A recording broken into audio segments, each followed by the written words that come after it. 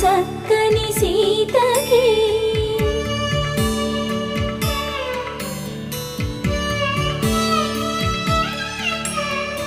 ఎర్ర జాబిలి చేయి రాముడేడని అడుగుతుంటే చూడలేదని పెదవి చెప్పే చెప్పలేమని కనులు చెప్పే నల్ల పూసై